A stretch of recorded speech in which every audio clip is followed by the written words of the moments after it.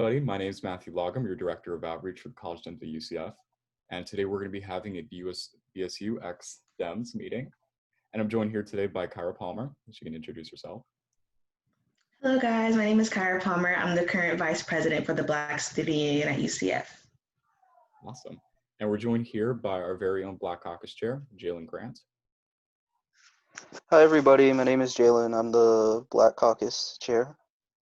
Awesome. And today we're going to be talking about voter suppression, historical injustices that happened in Orange County, and just general voter information. And obviously, I just want to reiterate that this is a recorded thing. And so if you would like to speak up, please wait till the end so that as we'll have time for questions. So we'll get started with Jalen Grant, who will be talking about a quote. So I picked this quote to really set the tone for this presentation, because what Coretta Scott King had to say, and a lot of people don't look to her for guidance on like civil rights issues, but she has definitely been her own civil rights icon in her own right. And the quote from her is, "Freedom is never really won. You earn it and win it in every generation." And I think that truly speaks to what we're trying to say in this presentation. That's incredible. All right, thank you, Jalen. Is there anything that you would like to add, Kyra? No, I think he about covered it with that quote. Awesome. So why does the Black vote matter? Okay, so to start off, we're going to talk about as far as like the voter turnout in 2016. So basically what happened was, for the first time in about 20 years in the presidential election, it fell to 59.6% in 2016 after they reached a record high of 66.6% in 2012, which is when Obama was running for president. And then that means there was like a 7% decrease in the number of Black voters, which is quite significant because that equates to about 765,000 Black voters who did not vote in the 2016 election. And then I just feel as Black people, a lot of people who look like us, died for us, just to be able to sit in public, go to school and vote and be able to walk around freely and live our life died for this. So it's like, how dare we not vote and use that opportunity? And then the other thing that's on here is in regards to the disproportionate amount of officers who pull guns on Black Americans and police brutality, how it's widespread. And a lot of the recent events that happened over the summer, everyone was going to protests and things like that. And it's important that we remind you guys and educate you guys on how important it is to translate the power of protest with the power of politics as well. So you guys have to make sure that you vote so that so that public policy can change. And then just to go on into the history as far as African Americans getting the right to vote, to combat that problem, the 15th Amendment was created in 1870, and it basically said the right of citizens of the United States to vote should not be denied or abridged by the United States or by any state on account of race, color, or previous condition of servitude. However, they still found ways, of course, to prevent people from voting. So, you had things such as poll taxes, literacy tests, fraud and intimidation, all that turned African Americans away from the polls. And then, you also had like the grandfather clause, meaning in order to vote in the election, your grandfather had to have voted. And, if your ancestors were slaves, your grandfather didn't have the opportunity. So that was another way to keep them from voting. And then you had the 24th Amendment that prohibited the use of poll taxes. And then in 1965, you had the Voting Rights Act directed by the Attorney General to enforce the right to vote for African Americans. And after doing like that research, my father was born in 1964. So it's just amazing how far we've come with the ability to vote, because had that not happened, he would not have the opportunity to vote. So I just feel like it's very important that we don't let our ancestors have died in vain and fought for our rights and our freedom by choosing not to vote. So that's about it. That's incredible. And, just bouncing off on those historical injustices, I would like to touch upon something that actually happened in Orange County, because I do think it's very easy that when we listen to things such as Jim Crow, it's something that you're able to separate because it goes, oh, well, that was the Deep South. This is Florida. This isn't really the Deep South. We're in Central Florida. When in reality, those historical injustices were very much happened here. And they were absolutely terrifying. And I would like to bring up something that, as you can see, that red area by Winter Garden, that's Osoi. And the reason I'm bringing up Osoi is because November 2nd, 2020, the election, marks the 100 year of the tragic incident that occurred. And this was when 30 to 50 plus African Americans were murdered by a white mob. And the reason for this murder was because, as you see to the left right there, Jules Perry, he started a voting drive after being turned away from voting 3 times. And so obviously the natural response of that was hatred. And they took that hatred and they did one of the most horrific acts of voter suppression in the country. And it was so severe that not only do we have unknown numbers because of the events, but Osoi turned from a diverse town to being a white majority town, because so many African Americans were threatened in that town, to the point that there's hundreds and thousands of Black residents that we still don't know where they went, because they had to leave their town, they had to leave all of their belongings and completely uproot their lives. And Jules Perry right there, he was hung from a lamppost by the voting booths, so that way they would be intimidated, they wouldn't vote. And I bring that up because it is not only disgusting, it's vile, it's hatred, but it's only 100 years ago, or it's about to hit 100 years ago. This voter suppression that's going on, it's still very much alive. And the only difference is that it comes into new forms with technology. So as we can see right here, we have a police officer to the left who, mind you, was let go by the Miami-Dade police. The Miami-Dade mayor, which I do applaud for. However, the incident shouldn't have happened, where the officer was walking around the voting booth with a Trump 2020 mask. And regardless of your opinions on the election, that's not what we're here for. This is a nonpartisan event. That was still inappropriate. If he was wearing a Biden mask, I still would have called him out just the same way. You do not endorse any political candidate as a police officer, because you were not supposed to do that. That's just not what you do. And it was disgusting, it was vile, and it only happened in Miami-Dade County. It very much could have happened here. And as we all know, if you've been looking at the news, there's been a rise in Proud Boys that I'm not going to give them too much airtime, but all you need to know is that it's a far-right white nationalist group. And supposedly, they have an official Proud Boys email. We don't know exactly how it came to be that they were sending emails. For example, they sent it to my friend Carrie. They sent her old address, her name, and said that if you don't vote Donald Trump, we're going to come to your house and assault you. And for a lot of people, for example, elderly people, they may take that as a genuine fear. And it is not only incredibly vile, but it really does go to show that this is something that still occurs today. And the reason I'm bringing these situations up is because I want you guys to know that if you experience voter intimidation, don't think it's not voter intimidation. If you feel you're being intimidated, you are being intimidated. It's not something that's a relic of the past. It's something that's happening right now and is very much alive. So I have right here the phone number for the FBI voter suppression hotline. If you would like to take a picture, you absolutely can. If you would like me to go back to this slide, I will absolutely oblige with you, or I'll even send you a text. So I'm gonna give you a couple of seconds and then we'll be moving on to the next slide.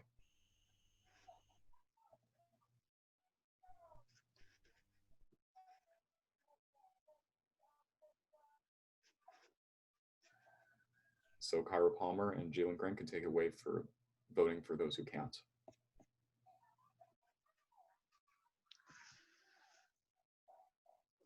Jalen, would you like to start? Yeah, sure, I can start. So, as everybody knows, over the summer, there was a bunch of shootings to of Black individuals, all of which happened at the hands of police. And in basically every single case, there was no justice so far for any of the individuals. But as far as what I'll say, I'll focus on Breonna Taylor, because especially what happened with her was extremely disturbing. Um, I don't know if everybody knows this, but recently there was a grand jury that was impaneled, and it brought back a decision of no charges for any of the officers involved, except for charges for one officer who the charges were just wanton endangerment, and that was just because the officer who shot at her missed her, and it went into the wall behind her into her apartment, and went into her neighbor's apartment. So he got charged with 3 counts of wanton endangerment for the 3 people who lived in the apartment outside of that's right next to her apartment. So it just goes to show the injustice. And furthermore, recently a judge ruled that the grand jury could speak out. What the grand jury has informed us is that all the individuals who uh, the grand jury, grand juror in particular, has informed us that they were not informed of any murder charges. They weren't given any chances to think about murder charges. And in regards to Breonna Taylor, and the person who decides on which charges get brought up is the Kentucky Attorney General. And you may be wondering, why does that matter in Kentucky? Because since it is in Kentucky, but the truth is that it matters for the whole U.S. You know, this stuff happens all over the country. These 3 different cases happen in 3 different places. It's so what I'm trying to get at is it's important that we vote for those who can't, because this can happen again, and voting matters. If the people in Kentucky voted, maybe they would have a different uh, attorney general who could have made sure that these murder charges were brought up against these police officers. So it's definitely important to vote for those who can. Right, and I agree. And then just to add, basically, even though like I know voting won't necessarily bring justice because you can never get these people are gone. These people lost their lives.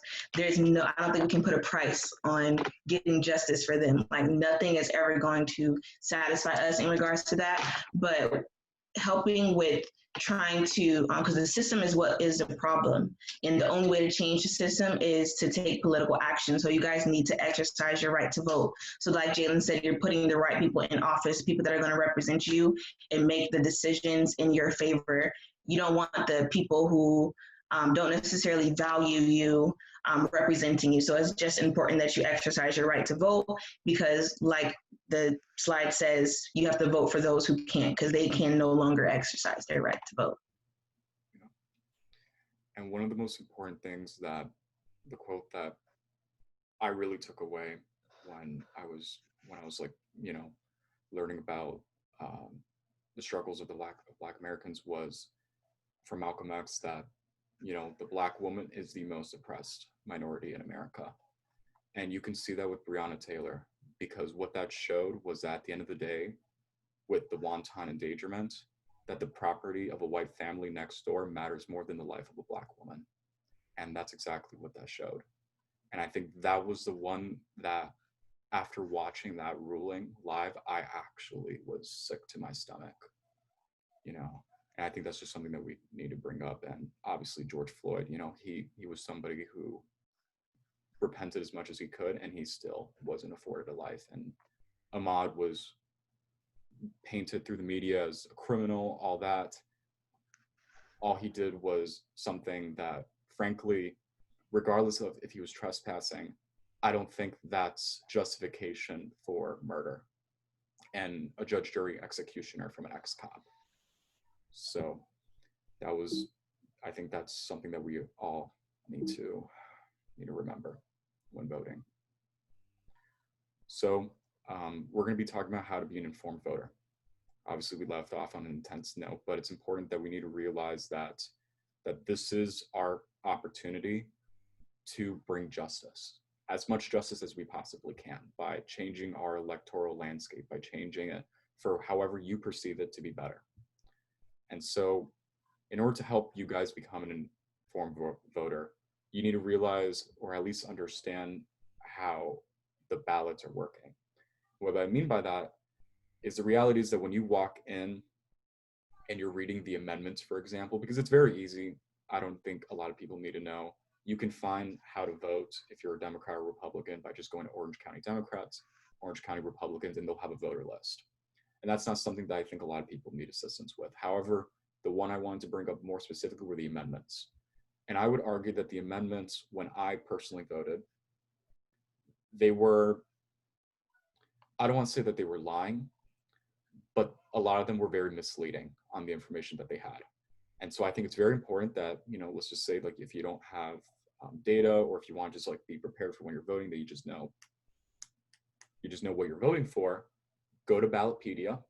This is a nonpartisan source that I am recommending, and go through Florida Amendment 1, 2, 3, 4, 5, 6, and it'll have, okay, League of Women Voters didn't endorse this amendment. Why didn't they vote for this amendment? Democrats and Republicans are voting for this amendment. And then therefore you can make your own informed decision on what you want to do. Because at the end of the day, despite the fact this is a college Democrats thing, this is not, I'm not going to endorse a position. I don't think that's fair. All I'm going to say is I'm going to give you the resources. These are the stakes that are going on right now of this election. And I want to give the power to the people, to you guys, on how to make the most informed decision. So if you need help finding this website, obviously just take a picture, just ballotpedia.com. Now, Jill will be taking away on voting right now.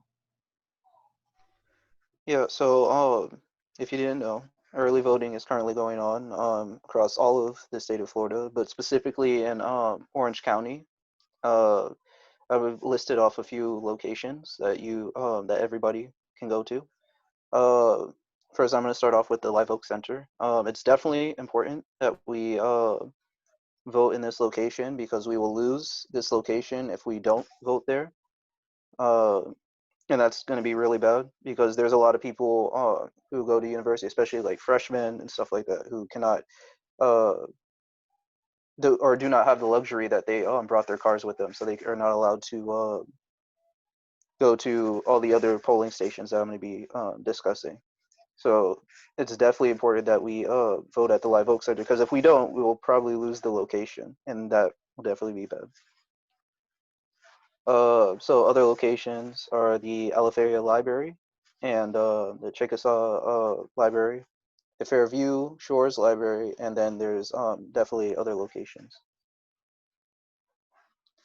And also I put the Seminole County locations because, which I don't know if everybody knows this, but UCF is split in counties. So UCF has Orange County, but it's also a part of Seminole County. So here are the Seminole County locations. Yeah. And if you guys want Altamont, to take a picture, you absolutely can right now. This is your opportunity. Yeah, definitely. So you have Altamont Springs, Suite 1003. You have Wikiva Library. You have Castleberry, and you have Lake Mary Library. All right. And one of the big things that we want to bring attention to, I just want to go back to the Orange County locations, is that I have in big red the Live Oak Center, which is at UCF. And the reason that I'm bringing this up is that UCF right now has a 20% voting rate, which is incredibly sad, to the point that every single university in Florida is doing better than us at voting, which is funny to me because we have 60,000 students. So really we should be sweeping. And I think it's incredibly important that I bring this up, because this would be voter suppression, or this can be voter suppression, because if not enough people vote at this location, we lose this location. And so let's take 4 years from now, if there's another election and we have students that they don't have cars, that they, they can't go to the Live Oak Center to vote, or they're, they only go take the bus to and from campus and that's it, like that's all that they can do. They're going to be missing out on their opportunity to vote, and those are going to be the voices that we need voting. And so it's very important that if you are going to vote, obviously you have all those locations, but if you are an Orange County resident, I do highly recommend that you go to the Live Oak Center. But if it's too far for you, obviously we completely understand. I just wanted to bring attention to that. And if you want to know more about early and post-in voting, I have it right here. This is the website. These are the more locations. You can take a picture. And then I'll be moving on to the Seminole.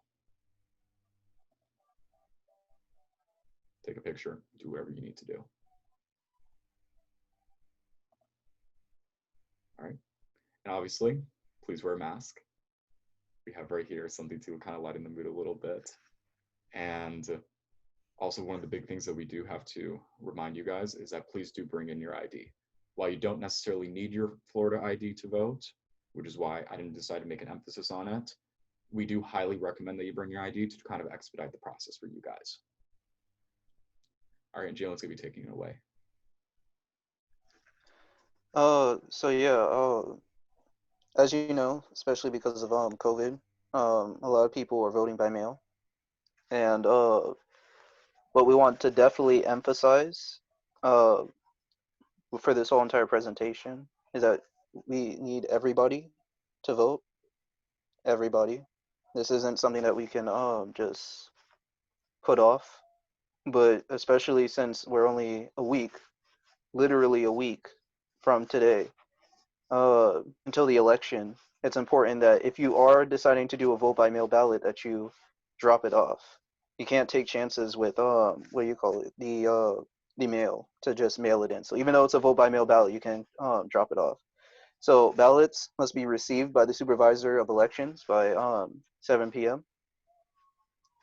Beware of signatures, and this is very important because, as we've seen, the president has already kind of stated that he's going to try to challenge. And one of the ways that votes are challenged in elections are definitely looking at like the different signatures. They compare the signatures, and what they do is that they take the signature that was on your registration to vote, and then they compare it to the signature that you put on your envelope for the mail-in ballot. And if they feel that they don't match up, they can toss out your vote. So it's definitely important that you make sure that you make sure they kind of line up, because that could mean the difference between your ballot being counted or your ballot not being counted. You can request up to 2 replacement ballots, and I listed the phone number there just for Orange County if you ever need to request 2 ballots. But you need to make sure that you cancel the one that you have before you send it in.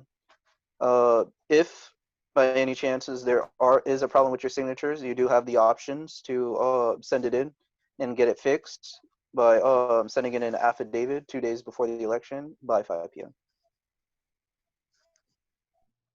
Awesome. And then we have right here, just check the status of your voter website. If you would like, we're gonna be holding off on this live just for a couple of seconds. Very important that you do check the status of your ballot. And of course, I just want to reiterate, because it is 7 days till the election, and no matter who you are voting for, it is high stakes. And if your ballot doesn't go through, and stuff happens where you can't come in to vote on the election day, that can be the difference between you having a vote and you having a voice, and to you not having a voice. So please do check the status of your ballot. All right, and now we've reached the end of our presentation. I'm gonna put a draw. Now, does anybody have any questions they want to go over?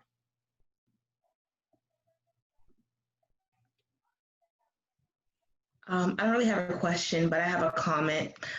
The Office of Orange County Elections, on their website, it also has the wait times for each location for early voting, and I utilized that today because I went and voted. So definitely, if you guys want to check to see what the wait time is, so that you don't have to wait in a long line, I would definitely do that. Yes, that's super, super important. Thank you so much for bringing that up, Kyra. All right, I think we've kind of went over everything though, but obviously I just wanted to leave this space open for any questions that you guys may have. And that's going to be the end of the screen sharing recording. However, please don't leave because we do have a couple of announcements, more specifically from Dylan, that I think you guys would like to hear. So thank you so much for Kyra. Thank you so much, Jalen. You guys have been a great big help, and I think this is going to be awesome for the people at BSU, College Dems, and everybody else who uses this tool to make sure that we get the vote out. Super important. Thank you so much, Gabby, for your clapping hands. You've been awesome. You've been clapping the whole time. Thank you. Awesome. All right, Dylan, this is your moment. We can talk about Stacey Abrams now. Okay, yes, quickly. Just because we really want to get the word out there. If anybody is interested at all, we're gonna be having Stacey Abrams come to campus.